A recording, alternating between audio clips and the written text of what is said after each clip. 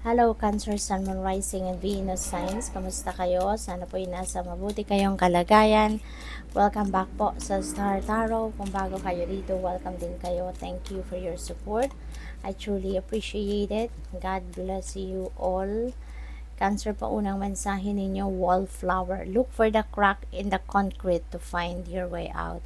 Ayan. So, maybe ang iba sa inyo dito is experiencing some kind of difficult situation at kailangan ninyong hanapin yung positibong aspeto ng sitwasyon na to. Yun ang gamitin ninyo para yun ang panghugutan ninyo ng inspirasyon para makapag-desisyon kayo or maisip ninyo kung paano kayo makakalabas sa difficult situation na ito. Kasi always remember na sa lahat ng mahirap na sitwasyon, sa lahat na difficult situation, there is always a silver lining to it. Okay? We have move a rolling stone gathers snow. Moss, maybe yung iba sa inyo rito is going to relocate.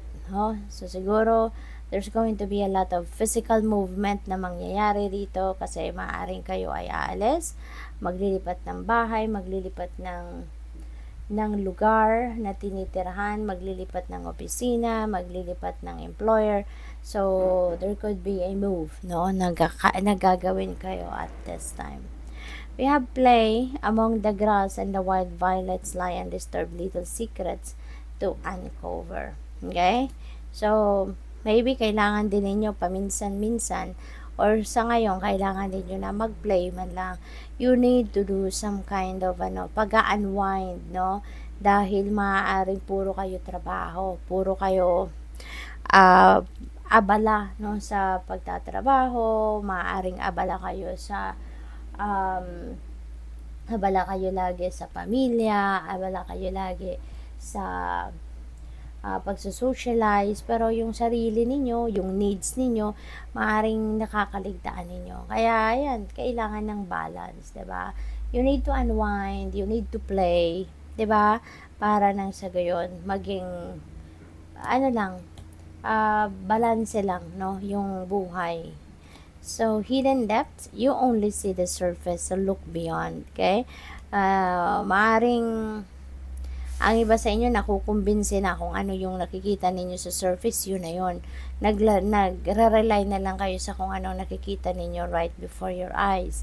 Diba? But this is a reminder for you, na hindi pa yan ang totoong lahat-lahat, about that thing or about that person. Kasi even sa mga tao, 'di ba? Hindi lahat ng nakikita natin sa ibabaw or sa panlabas, yun na yun. That's not all it. Ganun din ang mga sitwasyon. 'Di ba? Hindi lahat ng nakikita natin. Porke kalmado, porke parang maayos ang lahat, ay wala nang problema yan. 'Di ba? Sometimes, magugulat ka na lang, may isip mo na lang, talaga? Pero pag tingnan mo, okay na okay naman. Yung pala may problema. 'Di ba? Kaya nga, wag tayong magre-rely, sa kung ano lang ang nakikita ng ating naked eye. Kasi hindi yan ang lahat-lahat about a person, or hindi yan lahat-lahat about a thing or a situation. Okay? So, what else? Tingnan natin kung ano pa ang mga mensahe para sa'yo for today. Cancer, we have the Chariot. Ayan, focus your energies. Mag-focus kayo, Iron the prize kayo. There is a change coming. Okay? So, mayroon ditong pagbabagong magaganap sa buhay-buhay ninyo.